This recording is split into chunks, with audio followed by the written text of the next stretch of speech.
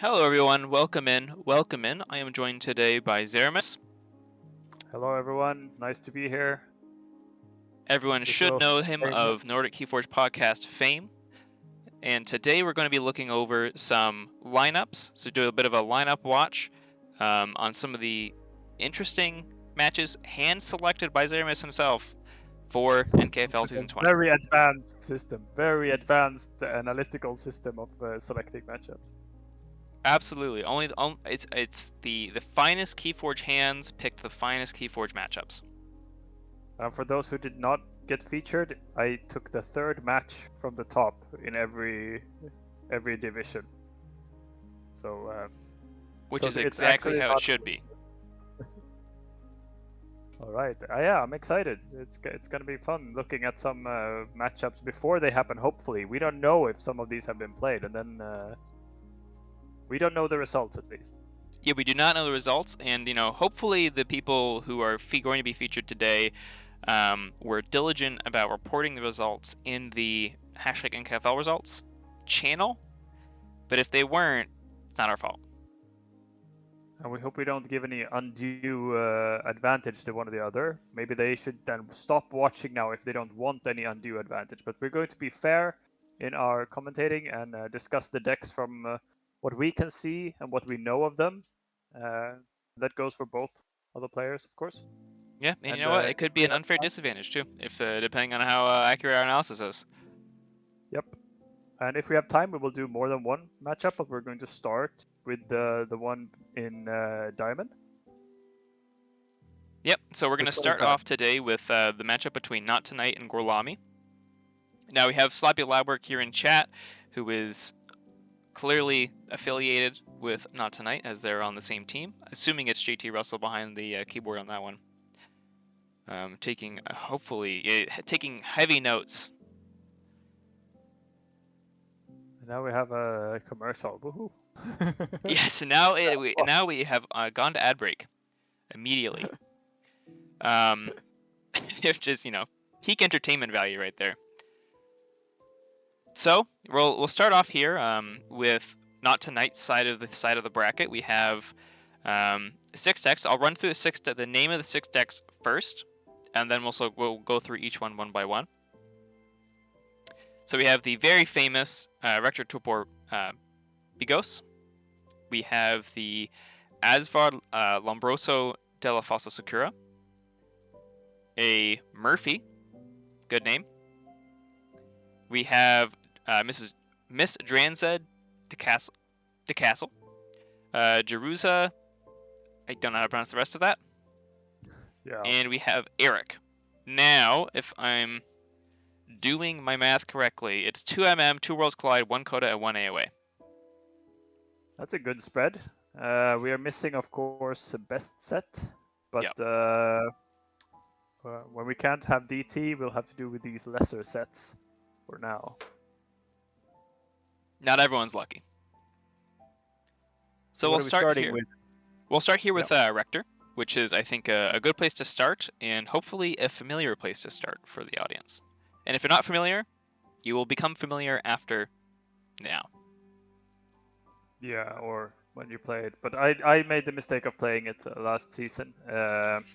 In what should have been a good matchup, I thought, but ended up terrible, as it often does against this deck. For those who don't know it, who are watching this from posterity or something like that, this is a deck that doesn't look so fearsome in the size numbers, but has some wicked synergies, and I've heard is often banned by the people who made the mistake of letting it go through once.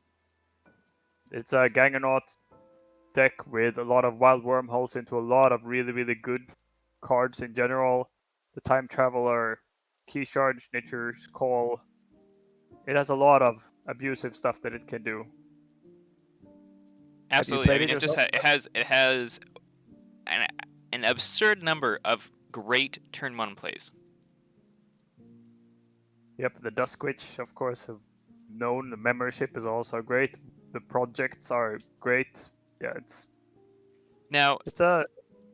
would you say after facing it, going back and doing that banning phase again, would you change? Would you change your mind and ban this instead of letting it go through? No, I would not. You say you keep the same decision then. Yes, I would. Even if I would probably ban it second, if I could. I probably couldn't, but that was when I played only flood lineups, and I thought I had a good chance against it since it doesn't. It only has the card's end as a real board wipe, and I had a lot of wards. But it is what it is. What's the next one? Because this one we know what it does. It's a combo deck. It cannot deal that well with really big swings in Ember, but that's one of the few things it doesn't have the good tools to deal with, except the key shard. Exactly. And next we have Asvard, which is a MM deck. It is a Dis Logos Untamed, and it's got pretty classic Dis house that you want to see. It's got the Essence Scale, Infernus, Maleficorn with 6 damage pips, as well as 2 Snarets and a Pain Mill. And then on top of that is... Go ahead. Yeah, I think it's very interesting contrast to the last one that isn't focused on the very, very heavy C. This one doesn't look that rushy with low speed. Has a very, very high crush factor where it can just deal with board or artifact or anything, even some one-sided board wipe in the Kazap with 8 mutants. I think it's a good meta call against if heavier board decks such as like the heavy Saurian combo decks are making a big are having a big presence in Diamond, then I think this deck has a place. But against the very zoomy decks that just produce a lot of Ember, and it probably won't be the pick of choice. Yeah, and you've even got some good broad C and stuff like the groupthink tanks that are one side that are hopefully they'll be able to play around that efficiently. The Savage Clashes are obviously great. So it's a lot of good tools and a lot of really good C in this deck. So moving on, we have I think it's an I Murphy, the Precinct Shielder. Well, this looks like a deck that I would like. Has speed and lots of things that needs to be removed from the board. I actually like the Molinas if they come in multiples. One is meh, but if you have 2 or 3, they get very, very annoying. Yeah, it's just becoming a lot of hazardous on the field. Yep. Has Crass Exile combo as one of its big Ember control, city-state interest, and lots of the big, beefy Theros Centurions. And gives you a good reason to watch which key you're forging if you were playing in real life. Yes, with the Red Baron. Yeah, and I think one of the things I actually quite like about this deck is how many multiples there are of important cards like the Frains, the Molinas, 3 Theros Centurions, 3 Edis. Just it brings a lot of consistency. And one of my favorite cards in Star Alliance being Lay of the Land. I just think it's such a good card. It is a really good card in knowing what's coming and all. If it has any weakness, I would say it's probably in the other borders that also capture because of the Axiom. Yeah. Like the 2 big board wipes and doesn't have a lot of single target spot removal. It has like the very, very unreliable crazy killing machine. And other than that, it sort of relies on either fighting or the fact that they don't have any Ember on them. Well, it's also hard because there's no Ember dumps in this deck either. I mean, you have Exile, but that's only Crass, basically. Exactly, It has to be snaked with the Crassosaurus, yeah. So that against an opponent's Crushy deck with a lot of C, those Theros Centurions might lose all the captured Amber. So that's right. Yeah. And then moving along, we have. Oops. That's it. Clicked off. We have another Worlds Collide of Logos Saurian Star Alliance. And this one is shaping up to be a little bit different to how the other one is going to be playing. Yeah. This one is interesting. Is it a Knowledge is Power combo? I think you're probably looking to archive your Saurians for a large Crassosaurus or big tributes. Or tribute a lot on the Saurians, and when they get rid of them, then you use Crass, possibly, as a counter to you capture a lot on your board, and when when it finally gets rid of it, then you have the Crossosaurus to just take 10 of it. But Yeah. once again, no way to really get rid of the Crossosaurus that I can see. Beyond a Red Alert or a Contrino Flux is pretty much the Contrino Flux. It doesn't have Exile. Oh yeah, you're right. Yeah, so there's no dump on this. It's sticking around, hoping to be warded by Imperium, I presume. It has 16 pips though, so I guess it wants to put on tempo and just keep capturing the opponent's Ember when it's down. But from the ones we have seen so far, this is the one that probably... It seems a little bit vulnerable to certain things. It doesn't have a huge amount of C either. But 16 pips is always interesting. And I think it's one of those things too, where with the 2 Edis and the Crassosaurus and all that, you can probably try and manufacture a situation where you are dumping the Amber through attacks. Hopefully. Yeah, through taxing. It has no artifacts and 2 tachyon pulses. I like that. Which is awesome. That is fantastic. Yep. And its crit control is relatively low. Really just coming in off like the Thorium Plasmate, a Phalanx Strike with only 14 creatures, which isn't going to be that productive. But then you have Red Alert and Quintrino Flux, which those two with such low creature count, and then Quintrino Flux just on its own is very, very versatile and very effective creature control. Indeed. So, after that, we have Jerusa, which is a Coda deck now, which is the one Coda deck in the lineup. It is Brobnar, Dis, Shadows. Brobnar getting some love, which is we'd love to see. Yep, it has some pretty good play effects in the Brobnar with the Bumpsies. The War Drummer Bumpsy is, of course, a very annoying little thing to deal with. Has some good first turn plays in the Terror. I see a theme of pretty heavy artifact control. Like almost all the decks have had really good artifact control, either purging in the MM deck or in the MM deck, and then we had double Tachyon Pulse. Here we have double Poltergeist. It's an interesting, and depending on how the opposition looks, it's certainly a counter to a lot of the autoencoder or Ethan's Jar and so on that has been fairly common up high in the, especially the autoencoder existing, I know, in quite a few lineups up in Diamond. Yeah, no, I think and it's the heavy artifact control is a Poltergeist specifically in terms of artifact control. It can be really devastating against decks that do want their artifacts, especially impactful ones. Like if anyone's got a library card, you know, it could be you want to watch out if you got a library card or anything like that in there too. Transporter platform. So exactly. But this is another very heavy C deck. So we have seen some pretty far outliers. This has -3 speed. Yeah. So yep, with the Gateway to Dis and the Cowards in there giving some chains. Yeah. Yep. And 2 Brobnar, which is wonderful. Right. Let's see the last one. The last one is Eric, which I do believe, if welcome in Astron, which I do believe was opened as a sealed opening for some sealed games. Huh. Which is a wonderful sealed deck to open, I think. And the first deck, or does Rector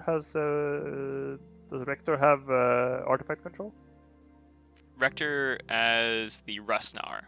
Oh, okay. So essentially no artifact control. Yeah, so pretty well no, yeah. But other than that, it has the autoencoder, it has a lot of archiving, it has a lot of speed, doesn't like excel in anything like many of the high-speed decks tend to fall into, where they do a lot of different things, but the 2 Infernus is of course great. With the Shadow Dis, like a lot of disruptive utility stuff, and then the Grim Reminder coming in big. Yeah, and here we see, you know, the Shadow of Dis is is a really, really powerful prayer. Like that can be especially when you get to higher tier decks when creatures are typically doing a lot on play.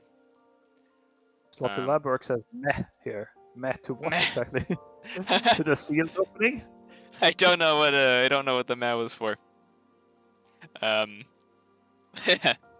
We're not wiser by the tongue phase. Yeah. Anyway. But Shadow of Alright. Dis just can put in a ton of work, especially like, the better the decks are you're playing against, the more Shadow of Dis, the more work Shadow of Dis does. Indeed, unless you go against those Kota decks that don't care about their creatures. It's only the Hunting Witch. Oh, I see. To Eric generally got to play against this in the sealed. That's elaborate. So Yeah. you're saying playing against Eric is not fun, is what I'm hearing. Yeah, 12 pips, a lot of speed, a lot of annoying things such as the archiving, the Infernuses, the Mind Fire, just ruining your day. Countersuit on some interesting stuff. It has the countersuit on Kirby, for example, or I guess Sacro Alien is also a nice target for that. Yeah, yep, yeah, I think, unfortunately no Kinkin to put it on. Yeah. But I think overall it's, I don't think there's, like, I don't think there's any crazy targets to put it on. Right, looking at the 6 decks, do we see any, like, I see a pretty big division of decks that can handle board extremely well, and then the decks that in themselves prevent sort of threat, like a mix of reactive decks and proactive decks. And that always becomes an interesting thing where if the opponent is very one-sided in their lineup, it can become a weakness. But in many other situations, it's very hard to ban against because you don't know where, like, in what way the match will lean. So I think we can see the next lineup and see if we can see any obvious situations where that can occur, or if this balanced lineup with several different outliers can come in handy. Yeah, so move on over to Gorlami, which is the other flip side. And we have here, starting off, well, I'll read the names all out again, and then we'll go through them one by one. So we have Pablo, Chavero, and I won't read the rest of that, which is a Worlds Collide. We have a MM of Mr. Avabelt, D'Angelo. We have another MM, which is not a language I can pronounce. We have Maven Ultra Ridge Okoa, probably Okoa, which is another MM deck. We have a Dark Drop Ranui Bay Cleric, which is another MM. And then we have Elder Ogre Loud, the Charitable Swindler.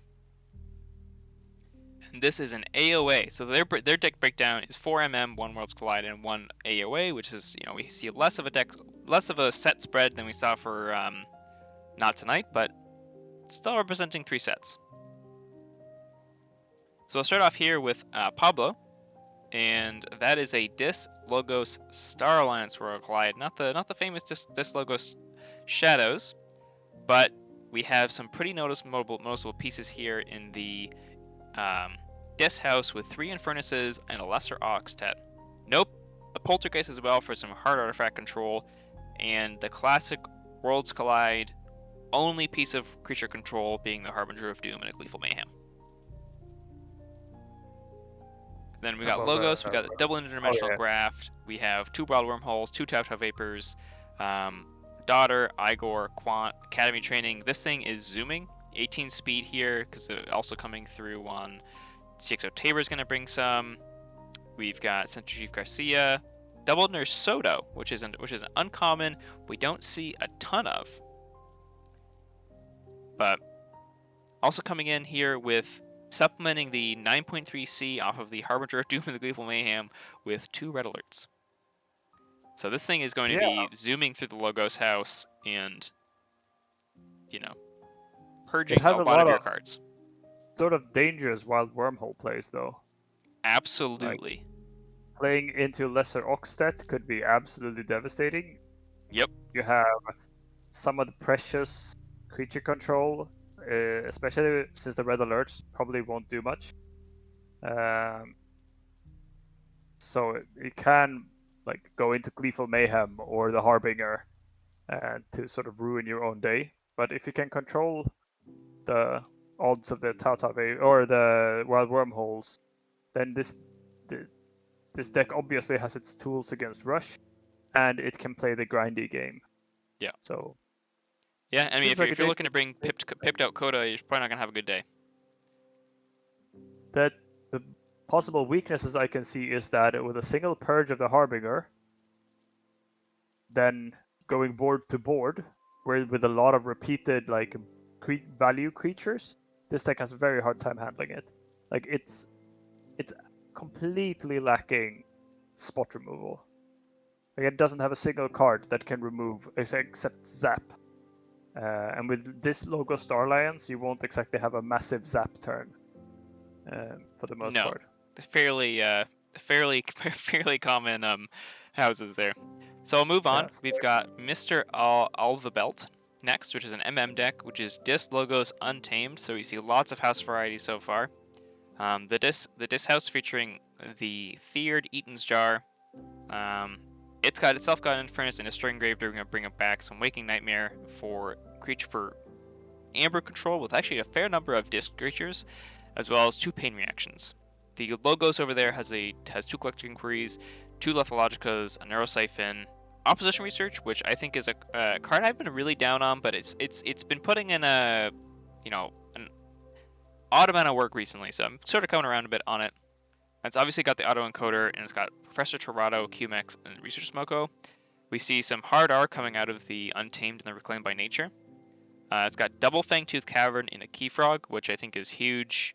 That's actual key cheat potential, as well as bringing in 2 Amberspine Mongrels to hopefully disrupt board plans that don't have a good way of dealing with them.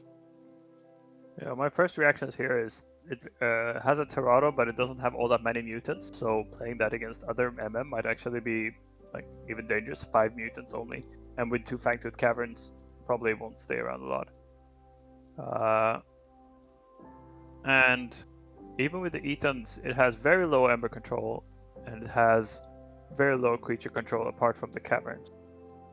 So it seems like a deck that has a lot of speed, quite a few pips, but has very few ways of dealing with like big Ember swings. Yeah, so it's also hard. It It's a hard deck to have the Fangtooth Caverns in because a lot of your creatures want to stick around. Like a lot of your discards aren't going to get value. Yeah. Like they're just not going to get value otherwise. Bone Cell's not going to do anything probably. Yeah. Yeah, and I agree. Astron, perhaps it's not as dangerous as it looks. I remember I played against it as well, but it is definitely has potential of pumping up a lot of pips. So I think it, as usual, it depends a lot on the matchup. Let's proceed to the Chinese. I believe it is. I think it's traditional Chinese. Yep. Or maybe it's a simplified Chinese. I don't know. What do we have here? We have Infernus, we have double Kronos with 4 draw pips, so only coming from the 2 Kronoses. Yeah. We have no artifact control, very low Ember control. I see a pattern here. Yes. Unlike the previous lineup, all of these decks seem to go under some kind of Sumi, pump out a lot of pips, a lot of Ember, and a lot of creatures. And not be very reactive. Yeah. Yeah. Quite a lot of creatures, not a lot of powerful creatures in any of these decks. And yeah, this deck doesn't seem to. Where are the draw pips, by the way? We will check the Master Vault. You can just look at the picture. Or I can just go to the Master Vault. Yes, but clearly that. Okay. That is annoying. I don't know why Master. Usually it loads very quickly. The draw pips are on a Daughter. There's a triple Amber pipped Eclectic Inquiry. Infernus bait. And then there's one on the Inspector. So there's Daughter, Wild Bounty, which sucks, Gloria's Attendant, and Inspector, yeah.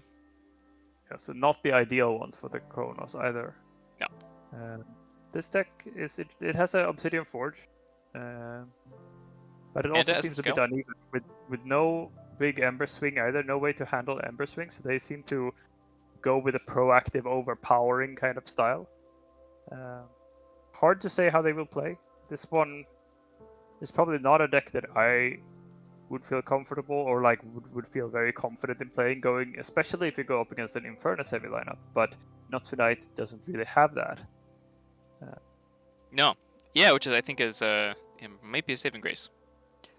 Yes, and up next we have Maven Ultra Ridge Akoa, which is a Logos Saurian Untamed. Like I said, lots of house diversity in this lineup. We have 10 viewers. Is that good? That is good. 10 viewers is good. Yes. So we hope welcome that in, we are everyone. not, yep, it's really nice to see people here. We hope to give some professional commentary level stuff or semi-professional commentary to Yeah, we're not some getting paid. Keyforge lineup. We hope we're not doing any like cheating here for one person or another by commenting, but we try to be even and comment on what we see. And yeah, I hope no one takes offense that we're commenting things before they have happened. If I think someone thinks that it gives us stake, you know. uh, I mean, we're putting down what we think before the games happen. So if we're wrong, people can flame us. You know, if we're right, we can reap the glory. yes. All right, Maven, Ultra Ridge, Okoa. This one has 12 mutants with the Dark Ember Vault. That's a lot of fire right there. Even the Gloriana's attendants have some pips, which means that they're not entirely useless. They're both mutants in that. Yeah, I mean Yes. the Untamed they're sporting the Dav with 12 mutants is not putting in a small amount of work in And this two deck. resurgence. Double Yeah. resurgence into those mutants that can come back and play even more, draw even more cards, and then a Vault's Blessing on that. This looks like an incredibly powerful rush deck. Yeah. With some extra heavy board to go with it, with Saurians that can suddenly pop out with City State Interest, Spoils of Battle. Yep, and the Axiom with the spoils in the City State is very good. So one-sided board wipes that can present a big, strong Untamed board, and a Logos that can deal with, like this one has the spot removal that we talked about earlier with the Bouncing Death Cork, Entropic Swirl, and the Kerzap when it has 12 mutants. Beautiful. This is a very beautiful deck. As usual, it looks that it could be possibly a little bit weak against a real crushy deck, especially if they can get rid of the Ember Vault. A deck that just pushes up Ember and cleans the board. Yeah, I think so. It's one of those things where one of the sad things here is, I mean, it's not too sad, but the Fission Bloom with no enhancements falling in Logos is so sad, especially with 4 Amber, 5 draws. Yep. That is unfortunate. But these decks that are like heavy board, also speedy, and that has these several one-sided board wipes, it's just it's a very powerful combination that only really is weak to certain kinds of powerful rush decks that can clear the board, like crush decks. Yeah, I mean, which we have seen some of in Not2Night's lineup, which we'll get back to. True. All right. And next we have Dark Drops. Second to last, we got Dark Drop Renui, the Bay Cleric, which is another Dis Logos Untamed, which is a very common house theme in this lineup. Uh-huh. And this is low. This is, I mean, it's on theme for the rest of the decks. It's really high speed. 6 drop hits with only 1 Chronos, 18 creatures, 13 mutants this time. One card that I love in decks like this, which is the Forge Compiler. Yep. With 18, and then 18 on top of that, you know, no hard R, but we do have, you know, Mark of Disc, Lethal Mayhem, Double Doom, which is phenomenal, and then 5 damage pips with a Maleficorn, which is going to do more work than that 10C I think is probably indicating. Do we have enough damage pips in Untamed to kill the Keyforge on its own? That is a great question. We do not. So there's no way. If Maleficorn is... Wait, actually, with Maleficorn, only enemy creatures. Yes, enemy creature. Yeah, okay, never mind. So the Keyforge is not... It isn't an instant key in this deck, unless I'm missing something, but I don't think I am. No, but you could combo the Obsidian Forge if you somehow... The Keyforge somehow lives. You can combo the Obsidian Forge with it to theoretically forge 2 keys in a turn. That is true. But this one is, as you say, these are very much on theme. We have said most of it before. It feels like. Yeah, we're running out of unique things to say, but it has some creature these, control. No R again. Yep. All right. And yeah, and, 18 pip, 18 creatures, 17 speed, and it is with 2 key sheets. Yeah. And then moving on to this, actually, what this would have really loved is a Dino Beast in Oh Tamed. yeah. The Dino Beast would be great. And then last but not least, we have Elder Overloud, the Charitable Swindler, which is an AOA, which is a Logos Status Untamed, really being featured prominently here, as is Logos. And we can see that it's been played in official Organized play. Exactly. That's what I meant. Tell me if I'm wrong, but I think Power Level 3 is that Vault Tour? I Store barely champs? played when that was still a thing. I mean, I have no idea. They didn't even have. I got it in 2021, like after September 2021. Oh right, yeah. So I'm nowhere close to that, so I've got no idea. But this is another very fast deck. Yep, with Right. Mimicry coming in as a very versatile tool.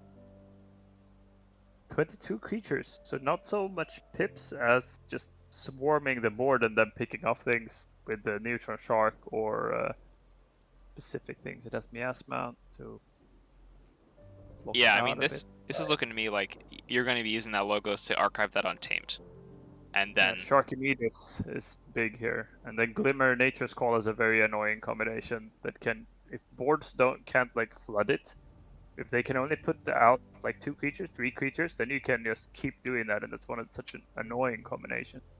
it is. Yeah, I have a 60 sass I have a 60 sass AOA deck that has that, and it is one of my favorite casual decks because if that loop gets going, it can disrupt a lot of decks. But specifically with the Nature's Call here, we also have Chota Hazri to return off of the Chota Hazri and Full Moon to return off of the Nature's Call to get that key cheat off. So if you're archiving away the Untamed with a good number of creatures there, we've got Glimmer doesn't count, but 1, 2, 3, 4, 5, 6 creatures in Untamed. That could very easily pop off for a pretty big Nature's Call Chota Hazri return. But I think it's really interesting to see here the 2 different approaches, because now that we have a overview of all these, they really illustrate 2 philosophies or 2 ways to approach the NKFL, and I think that's interesting to see. You have these very specific decks that are good at very specific things in Not2Night's lineup. Some of them very well known, others apparently brought in to deal with specific things. And then you have this much more generalized lineup where almost every deck has a key cheat, almost every deck has a lot of speed, and most of them also flood the board a little bit. They don't have so much reactive things. They don't have things that deal either with artifacts in every deck, or they don't have these board wipes in every deck or something like that, but they all try to do the same thing.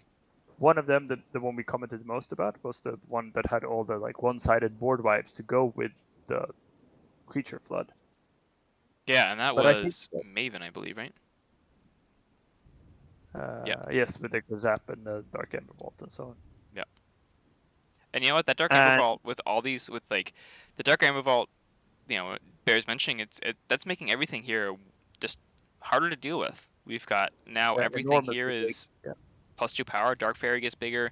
Fandango gets harder to deal with. Cephalos is troublesome. Pismire is troublesome. And on top of that, you've got Resurgences bringing back such problematic creatures probably multiple turns in a row.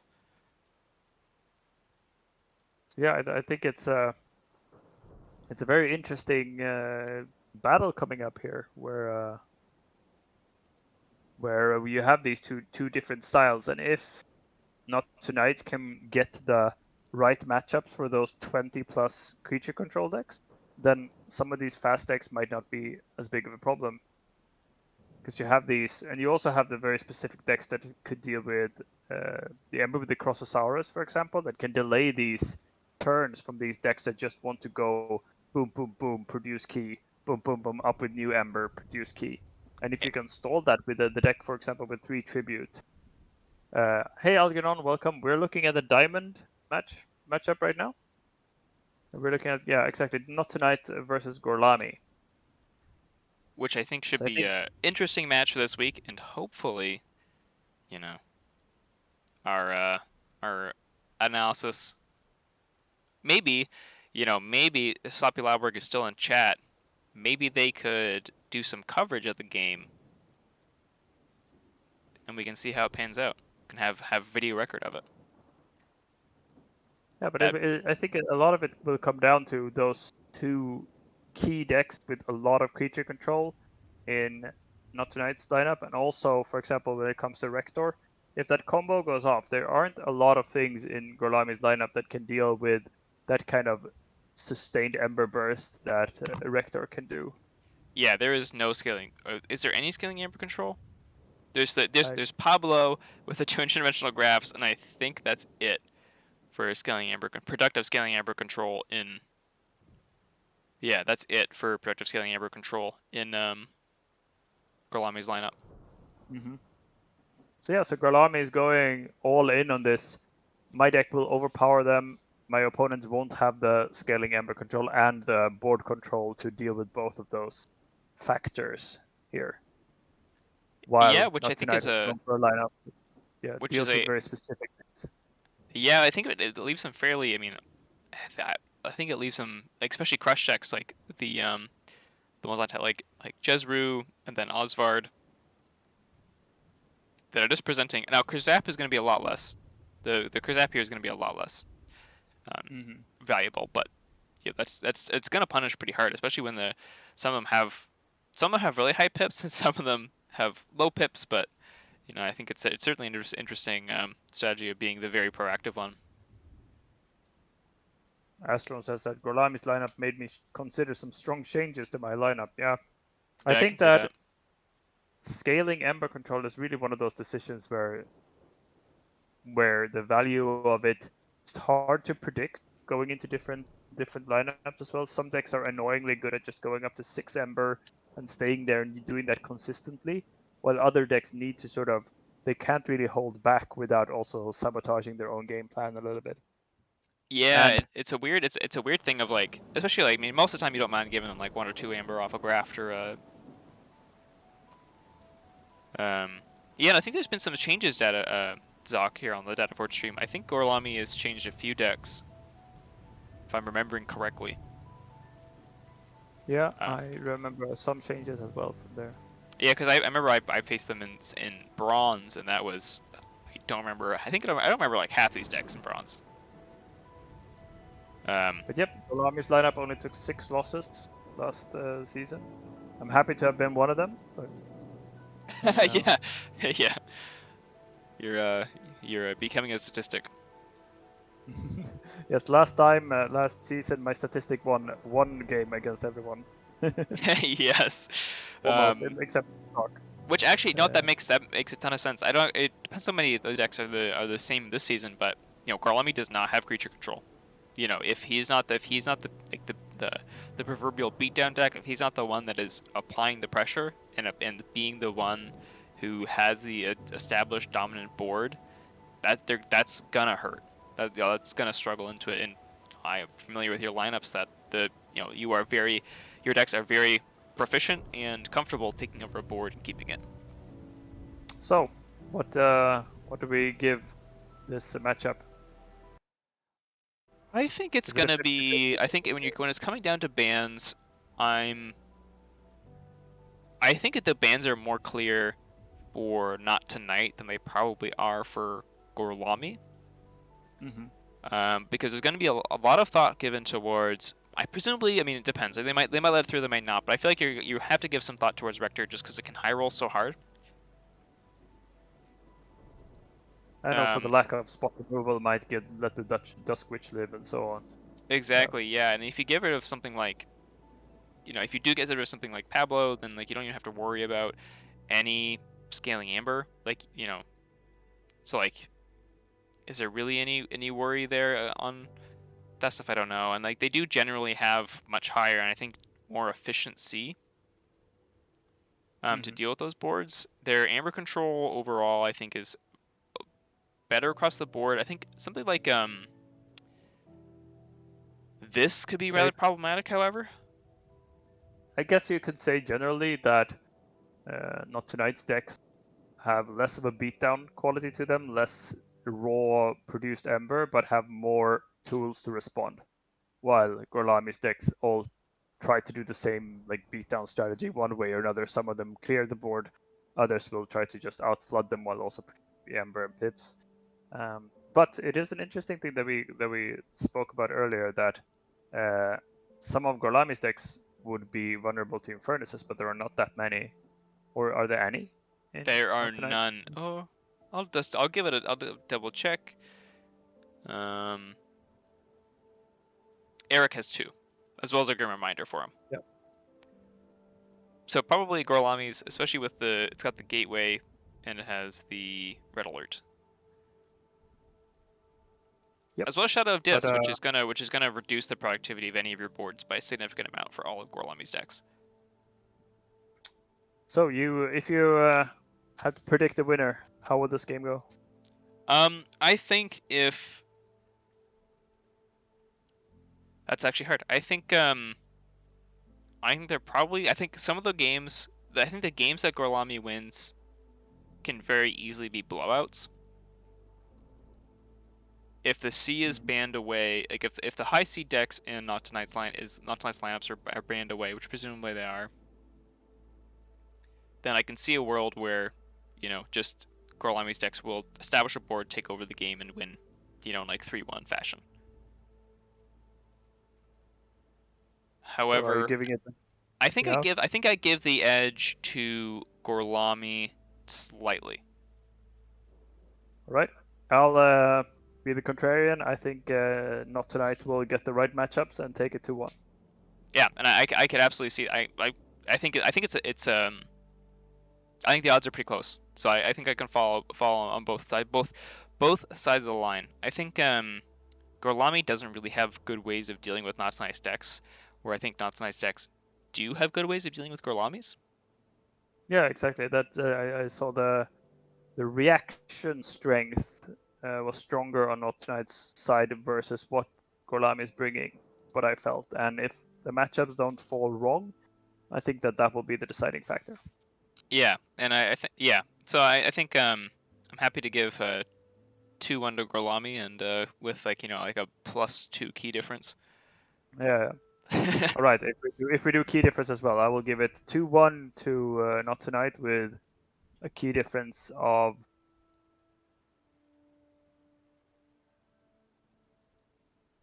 7-5.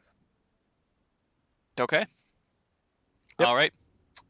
Are we moving on? We'll move on. I will get up. I'll leave this here for 2 seconds while I open up the other groupings, because there is a lot of tabs. I will talk a little bit with our chat meanwhile, because right coming up now we have one of our chatters on the stream that it will be featured.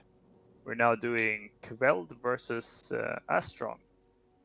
Because you haven't played your game, right? And we have 11 viewers, it says. Welcome, whoever joined us recently. We are going through matchups and giving them some amateur professional commentary. Yeah, I think having Astron in chat is going to be awesome to go through. They can tell us all the things we're saying wrongly about their decks. And we have Sloppy Labwork in chat. I don't know if we have more than one Sloppy Labworker in chat, but Kveld, being a part of that team, also have their input too, which would be really nice. And then we are back. Just have to do something for 30 seconds. I'll be right back, but you can start going through the different decks meanwhile. Sure, yeah, and I'm happy to vamp. We have with us Astron's lineup as well as Kveld's. Now, Astron does stream. I highly recommend them. They are a wonderful streamer. So go watch them. All your info will be secret. Okay, that sounds good. That sounds good. We'll have all the secret stream info for there. So we've got Secure the Future Amar. Love the name, which is an MM. We have Dis logo Star Alliance. Oh, you're right. The label still shows the last one, so I will change that while we wait. Professional streamers, change that while we wait. I'm back. For thanks, perfect. I didn't get very far. I am changing the stream label. Right. There we go. And we're corrected. So you got Secure the MR, the future MR. That is a Dis logo Star Alliance deck. Again, I'll run through them all and then we'll come back. I like the name for some reason. Me too. I said it's a good name. It's securing the win, that's for sure. No, it has Amar in it. Also true, yeah, that's true. You do have an Amar deck yourself. So we have the much approved Elder of Atlapio, which is a Sarin Star Alliance Untamed. We have Rothschild, the Barely Shrewd. They're only a little bit shrewd, which is an AOA. We have Intel Father, the Arbiter of Experiments, which I think is a pretty cool name for a logo deck. That's a Worlds Collide. We have a Dark Tidings, which is the best set. See, this person, both these people, I'll spoil this. Both these people included the best set in their lineup. I'm surprised they're not in Diamond already. I know they're climbing, but including the best set, I'm surprised not there already. Your decks do have good names. If that was the only criteria, you'd be miles ahead. This is a Logos Unfathomable Untamed Dark Tidings, which is just a beautiful house combination. And then we have Refined Vithra the Vents, which is a Worlds Collide, and a Dis Logos Saurian. So we'll start when here. It comes to names, before we do this, I will just mention a great name that we opened in Sealed recently. It was called Sergeant Tiny Ferrari. And I just love that name. It just... That's funny. That's funny. Sir, do you have a tiny Ferrari? No, the Sergeant has a tiny Ferrari. Yeah. So why would you have a big Ferrari? And yeah, everyone should follow Ketzer's lead, and we should have some more DT best sets in the chat, because that is customary here on every Keyforge Twitch channel. If you see it in the chat, you gotta repeat it. Wonderful. So we'll start here with Secure the Future Amar, and we'll work our way over for Astron's decks.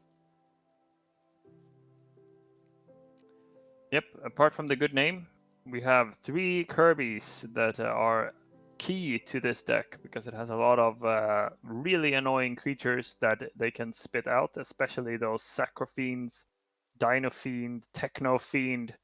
If you had some Ember, you no longer have it, because those Stirring Graves, and they will just keep bringing them back, and they will steal a little every time. Yep, and the Infernus is also a target there. The General Order 24 over there. Leyland, great card. General Order 24 there is going to supplement the lack of C in this deck really, really, really well. It's going to be very oppressive, especially with how fast this deck is going to zoom, and with the Kirby's, those Fiends are going to die, and they're going to come right back. Yeah, I can see real nice scenarios where you have this Star Alliance board of Kirby's constantly putting out one other creature of another house, and the General Order kills that creature, and they just keep playing another. That's my dream of how this deck plays out. Yep, and for those who don't know, maybe you're watching, General Order 24 is an artifact that says at the start of each player's turn, they must choose a creature they control and destroy each creature of the chosen creature's house. If that player has no creatures in play, destroy General Order 24 instead.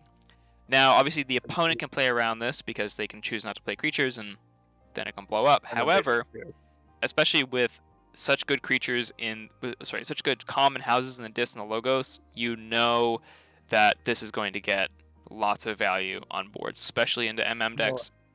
All of them want to have their Dis and Logos boards out. Hello, that's my girlfriend who is showing up from another country. Welcome in, welcome in. You get to embarrass Zeramis live on stream, which is exactly what we want here at Swindle.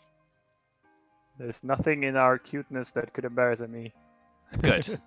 sounds like a healthy relationship. I think Secure the Future Amar is just gonna I feel like it can get really oppressive really quickly. Yeah, and its weakness is pretty obvious. Like, if it doesn't have the general order, then it only has standardized testing. So a couple of different strength, the Saurians that they play turn 2, can wreck its game plan, but that's just what happens. An Yep. Odoak that prevents the Techno Fiends, and then I just have to dig for the standardized tester. Alright, let's go move on. Exactly. So after that, also 8 drop hips with the Cronus. That's important to recall too. Does the Cronus Beautiful. have a drop hip on it? Yes, it does. It does. Oh, and a drop hip on the Lay of Land. That is productive. Well, you draw before you look, so... Yeah, but that's still 2 cards drawn. Yeah, it's a 2-card advantage, yeah. Yeah. Alright. And then we have the much improved Elder of Atlapia, which is an MM deck, Siren Starlance Untamed. First off, 2 Captain Valjericos. Second off, Deus Solis with an Exile. Hello, Captain's Deck. Welcome. Welcome in, Jason. Welcome in. We have half, 2/5 of the Nordic Keyforge podcast represented here. Hopefully we can get more of them. If you haven't already, we had Algeron earlier as well, so we had 3. That's true. 3 out of 5, exactly.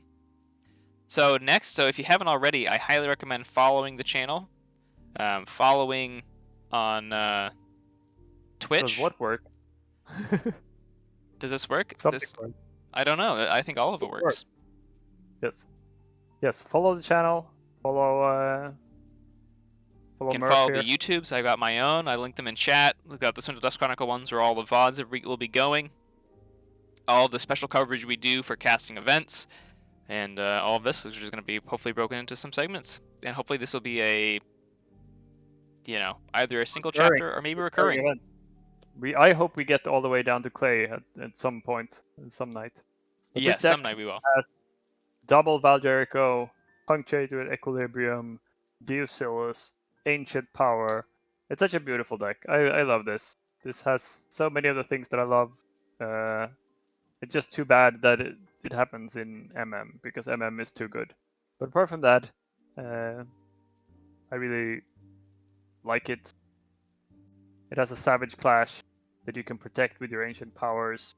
Yep. You have the Exile if you really want to kill the Deus with all the Ember. Does it have anything that actually kills it? Yeah, Lost in the Woods, I suppose. Yeah, I mean, Yes, unfortunately, the Savage Clash does not deal with the Deus. However, you could exile it and then on another turn, Lost in the Woods it. Yes. What do you mean? You have 2 Valjericos. You can exile it, then just play another creature to the other Valjerico, and then you also Lost in the Woods. Yeah, you're right. You're right. That's right. The possibilities are endless. And again, we have a Subject Kirby coming up. This is an 18 speed, 19 creature, 16 pip deck. So Astron taking some notes, it seems, from Gorlami's lineup, maybe, when they mentioned the changes they made. But it can also be, can have troubles, at least if I'm reading this correctly, once again, against a few dangerous, pretty high power creatures coming out early. If they have spot removal for the Jericho, then it might be, the Jerichos probably play a very big part of this, because if you look at the speed number, yep, yeah, it's 2 Jerichos and Punctuated Equilibrium. That's essentially the speed of the deck. So it doesn't have that continuous speed that just keeps going, so on. Yep, and it does, as pointed out by Astron, there is a Particle Sweep, which does gain, which is a way to kill a Deus. That's a very good point. Yeah, that is a good point. Right.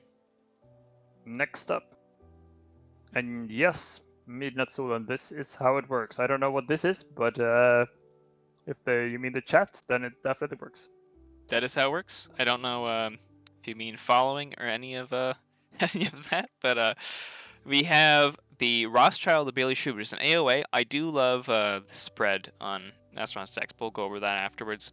This is a Logo Sanctum Untamed. We have Brig with Binding Rupture, 2 interdimensional graft. Now you got some awkward wild wormhole targets here as well, but 2 wild wormholes, Sharkamedes, Igor, Zedwax Researcher. You got a nice Sanctum here, double Surmeros, Merrick Demarked, Chalice Safeguard, Albeit the Grim, Take Hostages, Smite, and Blinding Light, which Blinding Light is really productive into a lot of MM boards. And sorry, then we come to the really annoying card that you were just about to reach in Untamed. Yeah. And then Untamed, it has a Heart of the Forest. Rip, fun. Yeah, rip fun. Now, Astron loves Heart of the Forest decks, but they did follow the thing. It's got Nepenthe Seed, Dusk Witch, Darna, Fuzzy Garuin. It's got that Cards, of course. Maverick Zizix Shockworm, which is super cool. So And you then it's can let obviously the got the Full opponent. Moon, Key Charge, Nature's Call. Yeah, So. you can just let the opponent grind up those Ember, then remove your own. Let's see, where is the artifact control? It's in the Neutron Shark. Okay, so yeah, so you can remove the Heart of the Forest with the Neutron Shark, then graft. So Yep. Exactly. So you can hopefully see the heart early, get that down, let them forge the 1 key, and then just brig them for a lot on the second. Hopefully they don't have any scaling amber control. yeah, then you just have to do the old slow Heart of the Forest. Hope they don't have R. Kind of gamble. Now All there right. is lots of potential here if you're able to logos the untamed creatures and such, with the key charge and Nature's Call and Full Moon. There's quite the potential to double key cheat on your turn. So you see if you stick at 1 key, and if you I feel like that is a possibility here. You can stick at 1 key and then There is DT. There is DT in this, in both of these lineups. There's DT in them. We've already had the DT best set chant when we found the DT. Don't worry. That is true. We did. I'll have it again. But I think there is real possibility to have 2 keys in a turn here off that Untamed. Yep. That's a fearsome deck. I feel that it will probably get banned maybe more than it deserves because people see Heart of the Forest and they hate it. But which is reasonable. And then next up we have Intel Father, which is the Arbiter, who is the Arbiter of Experiments as the worlds collide. This seems to me much more of a kind of toolboxy deck. You have Steel, you have the Infernuses, you have the Hysteria Infernuses, you have Warding, you have a Graft. So I really think that Astron here has gone out of his way to really present a wide array of scaling Ember control in these decks. I think these are some beautiful picks for a lineup with a lot of flexibility and then also a lot of very specific dangerous threats. And this one is just continues that theme with the Graft, the Hysteria. Yeah, with the double Infernus too, as well as the EE, and on top of that, it's got 2 Binding Irons. I'm a huge fan of Binding Irons. I think it is such I think chains on your opponent are huge, especially with so many board decks in the league right now. Binding Irons just gets major 2 value. Mimic Gels on the 2 Infernuses or on the E or the Crossosaurus. The one thing that the deck doesn't have is that it doesn't have a lot of ways to, like, it can Ember dump in some way. No, it can. Has Ludo. It has Ludo and a Scudum, but it can't actually gain the Ember that it has captured apart from the Graft. And the Logos doesn't have a good way to kill your own things to dump that Ember over on the other side. No, but they do have some tools to there's not a lot of archiving here, but they do have a possibility to get the Graft into archives in case the Crassosaurus does. But this feels like one of those decks that could get overpowered by those beatdown decks, because this deck still has to draw the cards in the right order because it only has the Total Vapors really for the archiving. Yeah, and other than that, it's a lot of tempo tools with like the Evil Eye and the Infernuses and Binding Irons and whatnot. Definitely, so if as long as it keeps drawing okay, then it will probably feel very powerful. If it misdraws, then it can probably end up in a very awkward position. I think it's a little more draw dependent than some of the others. Yeah, and at 14 creatures again, as you mentioned with some of Not2Night's decks, those Felling Strikes are going to represent less creature control than DOK gives them. And they look, definitely. So keep that in mind. And it looks like we have 4 or 5 NKFL podcasts represented here. So welcome in. I believe that's Linus. Yes. I believe that they're is. Just here to support me. They're just being kind. They're They're don't just actually being want. kind. Yeah. Well, hopefully, once you've seen how wonderful this stream and environment is, you can come back and support the stream as an entity other nights as well.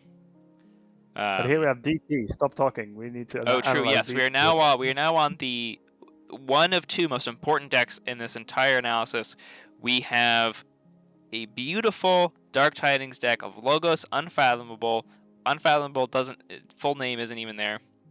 And Untamed. We have the backup plan: Double Eureka, Forgive or Forget, Science, which is sort of whatever. We have Scaling Game, the Submersive Principle, which is just a strictly better efforts and principle. We have Theory or Conjecture for either more archiving or to complement the next card, which is the Runes of Arconis. Yep, And a Chronophage. And this is, I've played against this deck personally. I took the Crucial Judge into this deck. That was actually a really close match. That was one of the most frustrating things, though, in that matchup was that the Runes of Arconis sat on the board for like 4 turns straight, and neither of us were able to get it. Which, seeing this deck play can very consistently get the Runes of Arconis to go off. I would have loved a phase shift here, so it can do the Maelstrom and then play the Chronophage. Yes, the Chronophage here is really quite wonderful. It has the Deep Priest Glebe, which is actually playing Aqua and exhaust an enemy creature, and it has 1, 2, 3, 4, 5 Aquans in Unfathomable. That is a very nice soft control round after round. I like that it has the Molly-Mork, very good artifact control. It has Waste Not, but it does not have a lot of ways to put extra strength or anything like. So it has the Mushroom Man. It has the Mushroom Man, yeah. So the Mushroom Man is going to be lots of value early on in the game. Obviously diminishing returns, but if you Mushroom Man if you waste on a Mushroom Man early on, that's huge. Yep, that's definitely nice 5 cards there. But this deck's obvious weakness, as we can see, is the Amber control. It needs to keep up this disruptive pressure. Doesn't have it has the very nice Submersive Principle, which is crucial in a deck like this. In a deck like that wants to put on this kind of pressure, you really want a hopefully archived way to just say, oh, now you finally bursted, gone with that, and then you continue. You have the Novu Archaeologist that can even archive it again if it gets to live. And the Forgive or Forget, which can be used aggressively or can be used sort of defensively, archiving your own tools or setting up your own combos, or it can be used to purge key cards out of an opponent's deck. The Forgive or Forget I think is a card that often gets overlooked in DT decks, but it can provide so much utility, so much flexibility, and just present way more threat and answers than you normally would see on paper. And some decks, if you purge those 2 specific cards, they suddenly have nothing. So exactly, yeah, it is. Forgive or Forget is just a phenomenal card. Let's look at the last one. And then we have Refined Vither of the Vents, which is a Worlds Collide, a Dis Logo Saurian. I have nightmares about this one. Say that again, sorry? I have nightmares about this one. I lost to Helena against it. I didn't eat as Jar the Creeping Oblivion. Yes, I do. I do remember that. That was a really fun game to watch.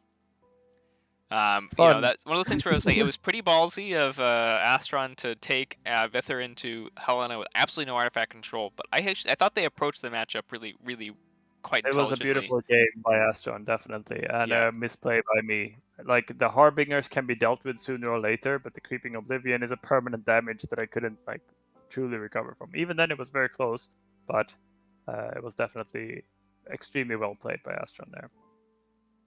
And one thing I really like about this deck is that with the triple E die, Memory Chip, and Tattoo Vapors, you really can just kind of tuck away all of that Dis or Saurian.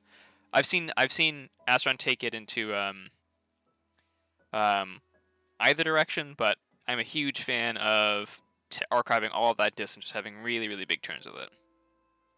Yep, it's definitely a solid deck. It does have only that taxing though, unlike some of the other decks that have this specific way to swing the match in your favor. Yeah. This one does not. This was a much more grindy deck that probably doesn't want to deal with things that are too high pressure, that forces you to tax and forces you to play it off turn.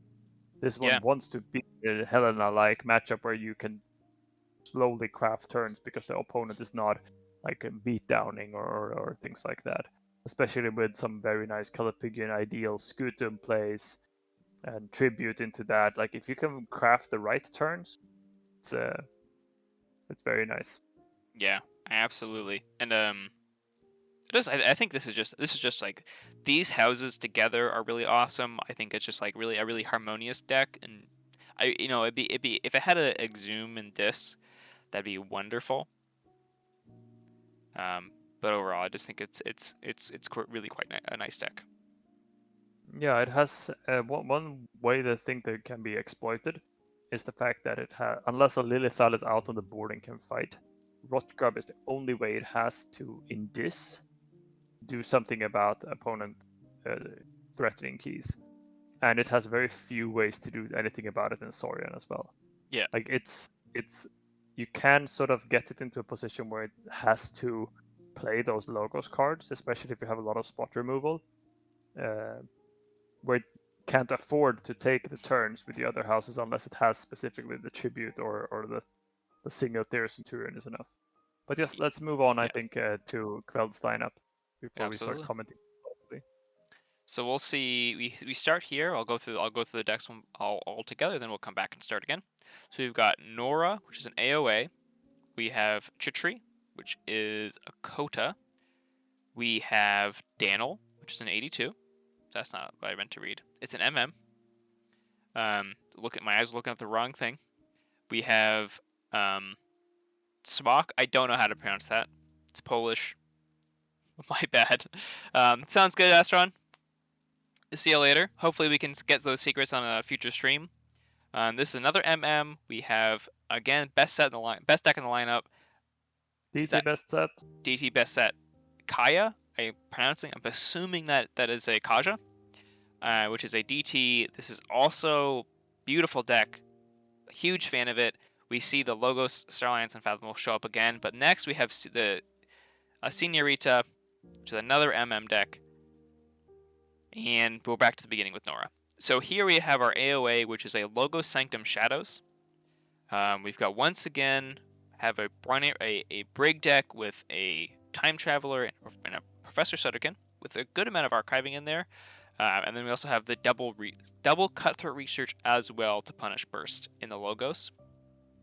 We have the Sanctum. Show me the A card, just hover over Ember Control. Second. Right. But Maruk the Mark, I want to know which one the cards are. So can you hover over the number? Oh, yeah. Right. Yep, thank you. Sorry that I interrupted you there. You're good. You're good. Can edit out of silence. But yes, that's. I just wanted to see because I immediately thought about the fact that it has only very, very few cards that deal with you being on 6 Amber. I saw the Cutthroat Research, I saw the Graft. It's like the Binary Rupture, sure, but it didn't have a lot of things that dealt with you if you went up to 6. No. That was my immediate response to it. But it has 19 pips and 30 expected Ember, so hopefully it won't have to deal with you rushing much. Yeah, hopefully it's the rusher. And we also have with the Martyr's End as the rare, which is I'm a huge fan of Martyr's End. I think it's a wonderful burst tool, especially with the heavy. It's not a ton of Sanctum creatures, but Yeah, this one has 13 creatures in total, and some of those Sanctum creatures are likely to hold some Ember. Yes. Yeah.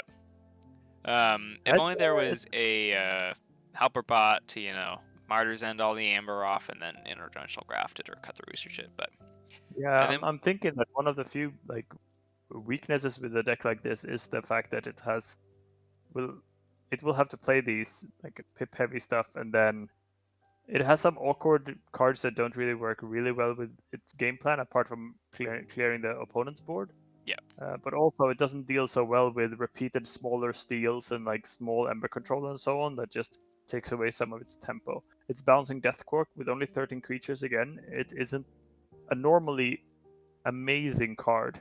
Isn't as amazing here because some of these creatures are needed. Well, the Sanctum ones are not needed, right? Well, they are one of the few things that can deal with the Ember over at 6. Same with Umbra.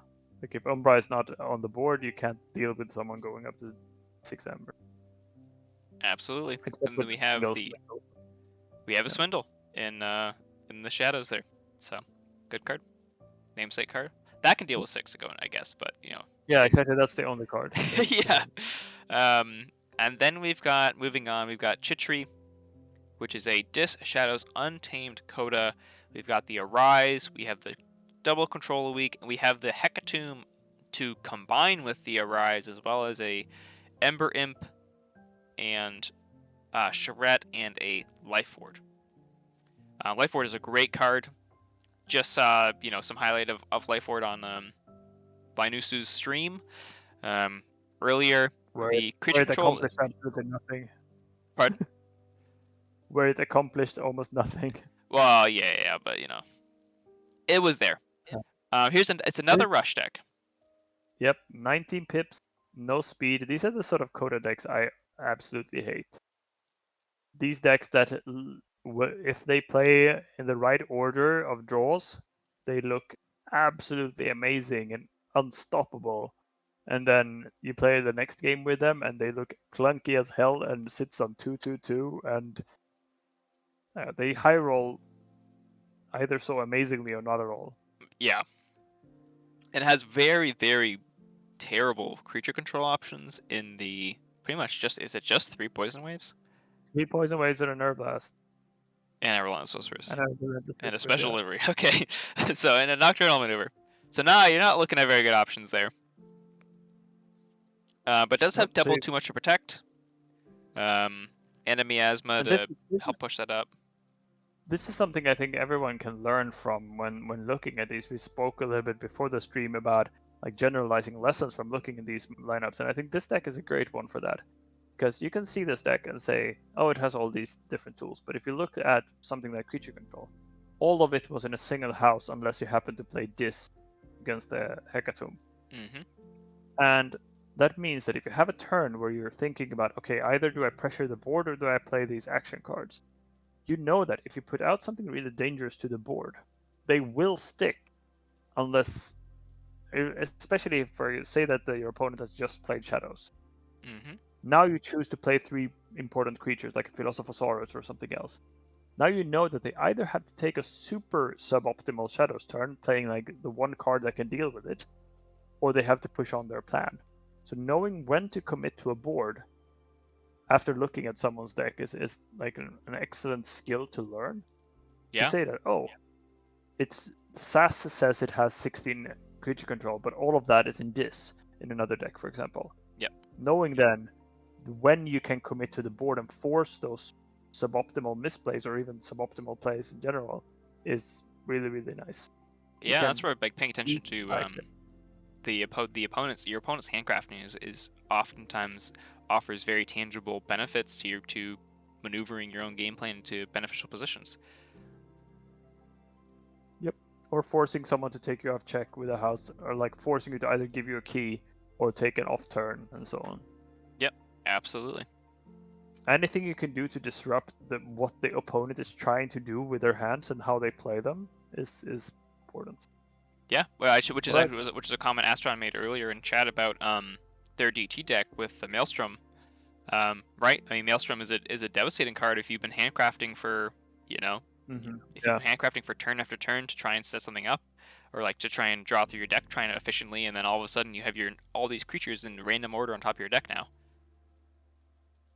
Yep. So we'll move on. We've got Danel, which is a Dis Logosarian deck. Oh, this looks grindy, but without artifact control. Yeah, no artifact control. We've got the library card, Eaton's Jar, Cronus with 2 daughters. Only 3 drop pips though, but we got 2 Infernuses and a String Grave to recur it. Yeah, so only 6 Ember pips. Very small amount. Yep. And it has something that I love about it, though. It has good removal in all houses, even if the implosion is not that great. But it has the bouncing death cork in the logos, which is a great removal tool, and a lot of creatures. And it has the axiom and the stomp in the Saurian. And I love just having at least one card in each house that really just deals with something. Yeah. Two is better, but having one is still, it makes a difference where they can't know that they can force you into these bad house plays. Yep, and we've got something actually. Essence Scale is a very, very powerful artifact. Essence Scale Dominator Bauble to just get lots of off house usage on and the Disterns is Keeper really good. is nice with the Essence Scale as well. Essence Scale Stirring Grave is good. You can make sure that something goes from the board into your archive. Yeah, yeah, exactly. So just lots of very good tools there in this deck. Compared to the deck we mentioned earlier, this deck has a lot of those small ways to take people off check from 6. It has the Effervescent, it has the Titan Engineer, it has the Octavias, it has the Infernuses. So it has a lot of like small little beep, just take you down a notch. Yeah, and it's got 2 capture pips too, which I think are sitting. Are useful for that. I think it's one of the best uses for. Yeah, one of them is in Logos. That's perfect. Yeah, unfortunately the other one landed on the Essence Scale, so that isn't going to be coming back. But I like those options. But this one unfortunately only has one scaling Ember control. Although it has City State interest, I guess. City State interest, yes. Yeah. So but with not zoomy. 21 creatures, 21 creatures, and many of them pretty weak. So I don't really know how it plays. It's hard to say with a deck with so low Ember generation how it actually plays. Like what will actually check in this deck. And also this deck looks like it probably hates a Maelstrom. Yep. Alright. It has the Etons, which is always powerful, of course. Yes, the Eton Jar is always something to look out for. Amphora Captura with Ducillus, 2 Ludos, Brachus. That's pretty scary. That is very scary, as well as a Hold the Line, which I think is a really cool Star Alliance rare. But in this deck, probably not very useful. No, not with 21 creatures and 16 speed. And also probably not into Astron's line. Presumably, Astron is planning on putting a lot of creatures out, so maybe. And also, the 2 red alerts is so unfortunate in a deck like this.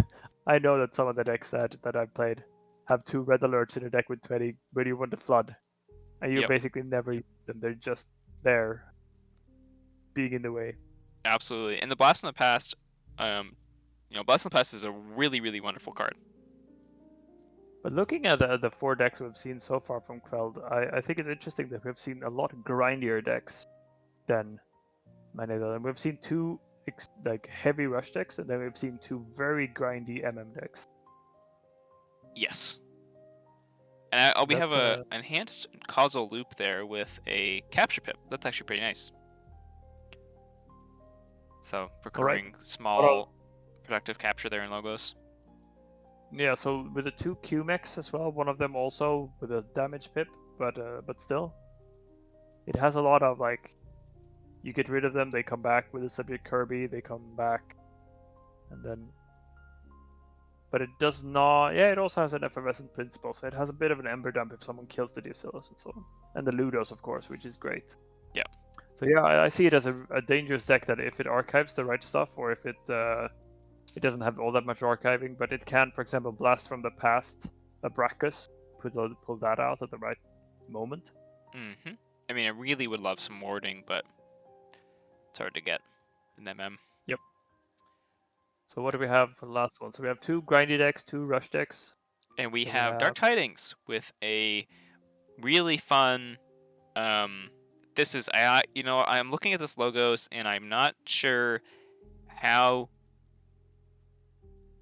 Presumably with 17 creatures and fairly good speed, that there's a good chance they can Final Analysis, Data Forge, Think Twice. Yep, that is one of the feared combos in Logos. I love it. but I also hate it because I don't want to like combos, but when they're in DT, I'm more okay with them because DT best set. Yep, DT is the best set. And this is Has a I think this is a deck you absolutely have to be careful of. 2 Maelstroms is of course terrible against many decks that want to do board stuff. Like it's Yep. Especially into something like some of the stuff that Astron's doing, where it's dinos and whatnot, where if Vither, if something like Vither has a bunch of amber on it and it gets Maelstromed, it's not gonna have a good time. Yep. And then it's got Matamaker, which isn't gonna isn't gonna be super incredible because there is how many artifacts? Is there any upgrades? There's no upgrades outside of Star Alliance, but they can play the Star Alliance upgrades on other tunes. Yeah, exactly. And if the Cigar is out and is allowed to live a single turn, then that could still be big. Yep, absolutely. Yeah. Kaup is of course great, or Kaup.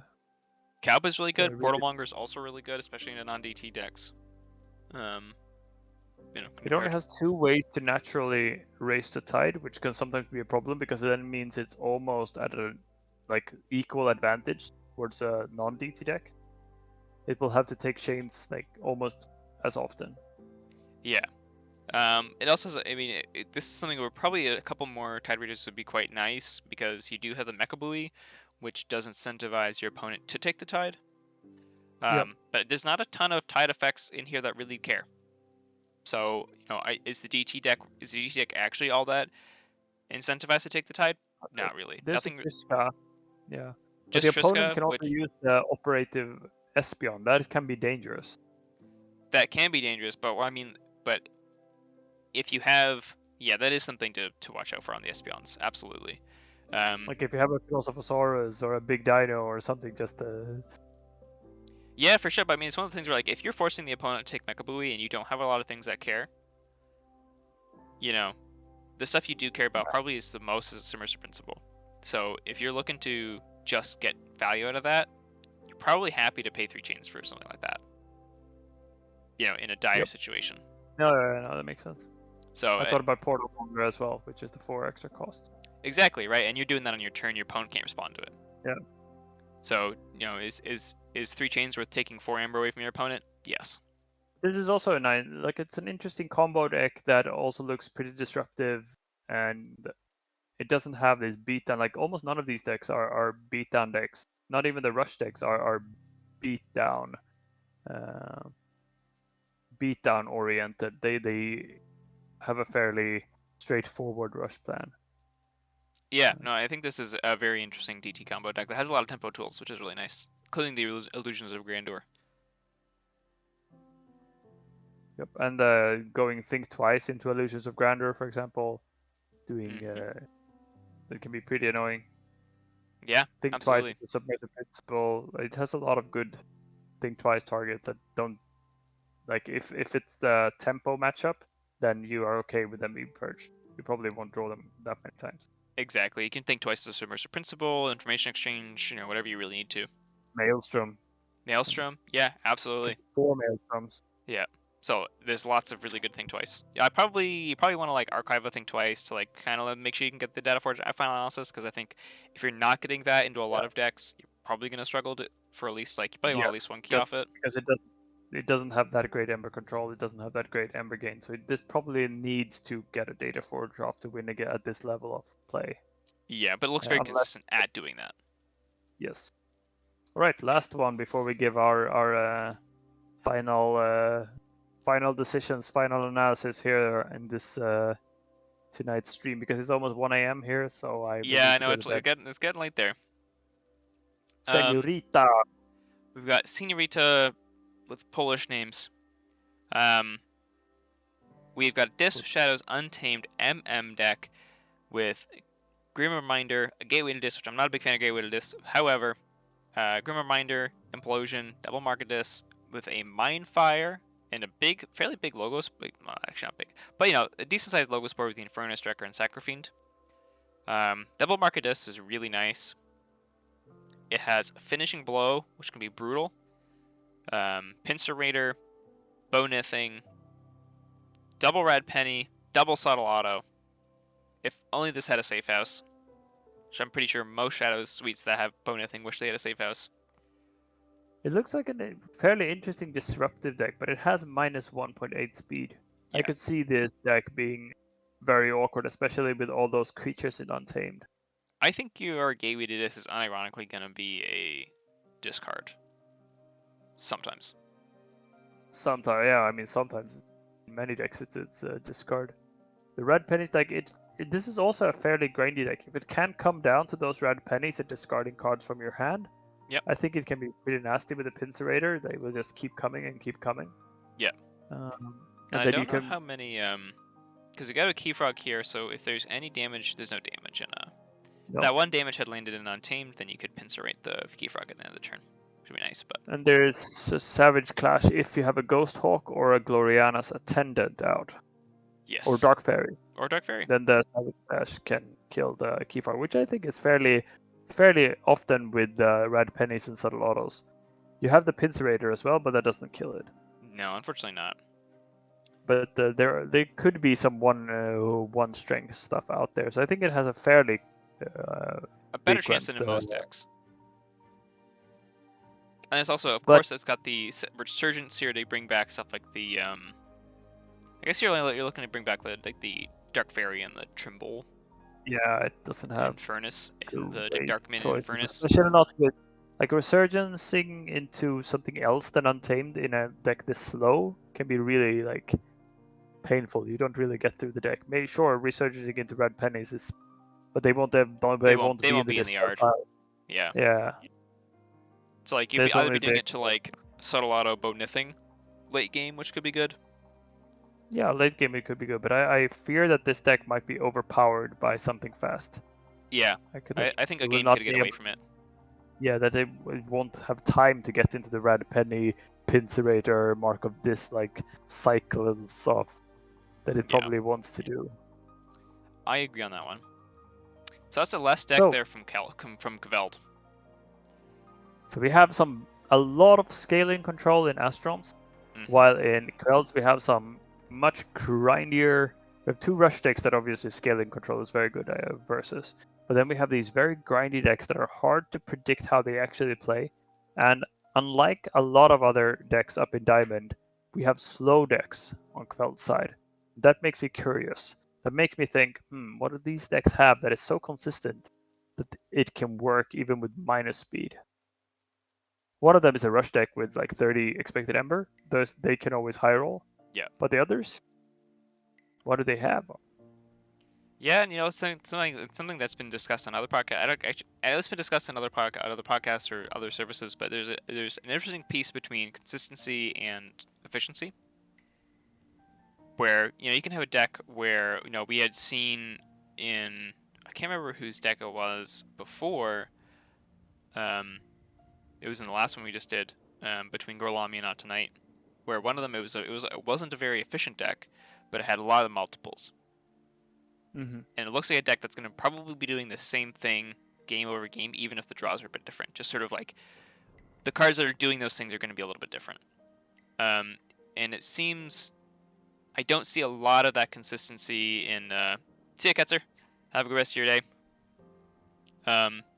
Don't see a lot of that consistency in Kveld's decks. Regardless of efficiency status. So personally, I think I'm happy to give my take first. Yep, go on. I give the edge here to Astron.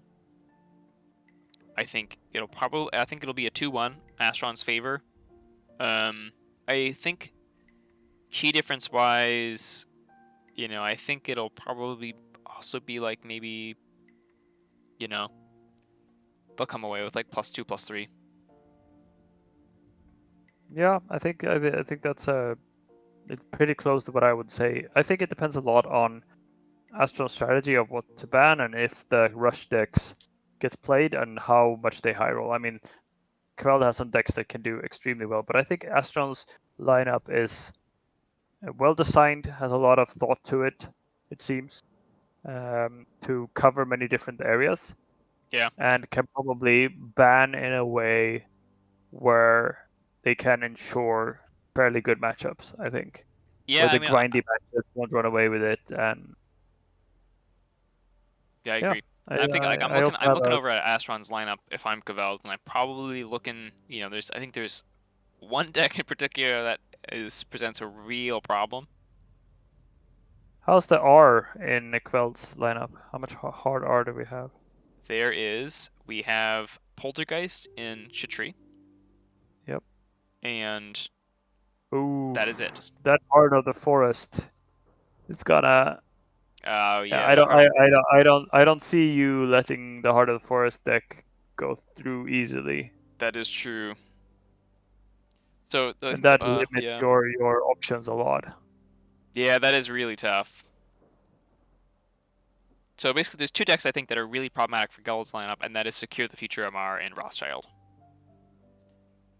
But I think you're probably right on the Heart of the Forest not being allowed to sneak through.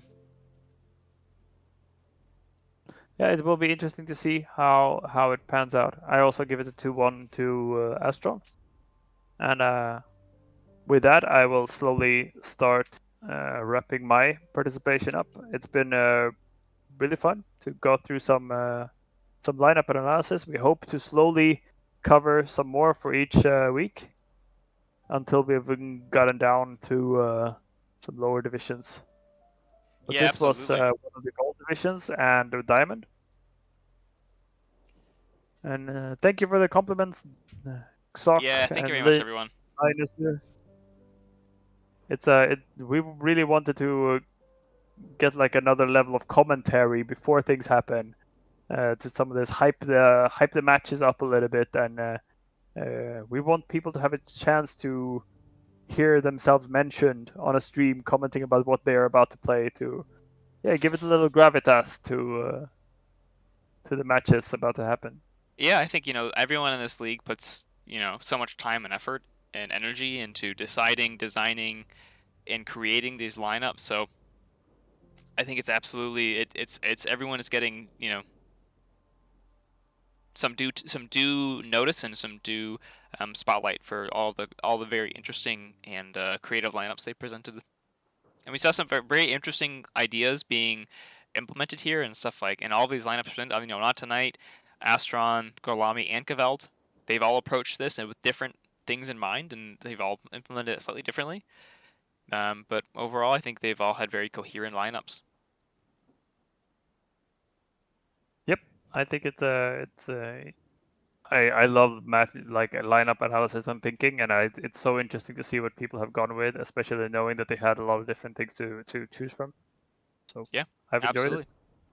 So we Now will I just need let to practice my own as well. yes, we will let all of the Nordic people, and we'll let Zeramis get off to bed because it is getting quite late there. So I thank you very much, Zeramis, for joining me. I hope we can have you back as soon as possible for the next segment, the next lineup, the next matchup.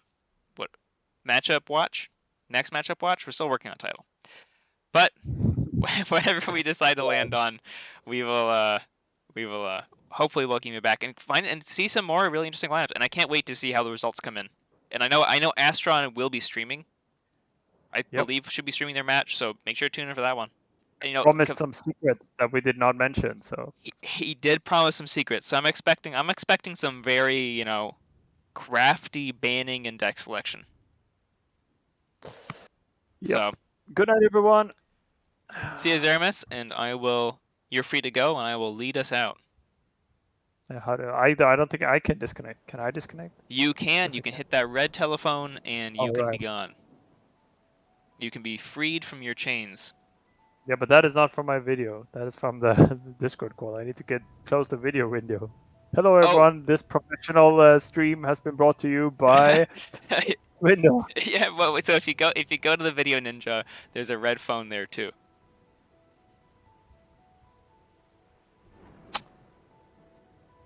Sure, there is.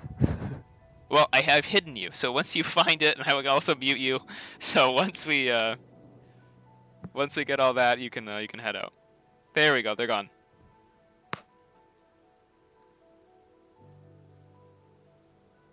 So again, thank you so much, Azeramis, for coming up. Thank you everyone for watching. This has been round one, a round one spotlight, the chapter one of this lineup analysis segment. Hopefully everyone had a good time. Hopefully the analysis was insightful. Hopefully there were some interesting things taken out of it. And yeah, we will see you all back next time. And can't wait to look over some more lineups. Have a great night, everyone. We will see you all next week. Peace.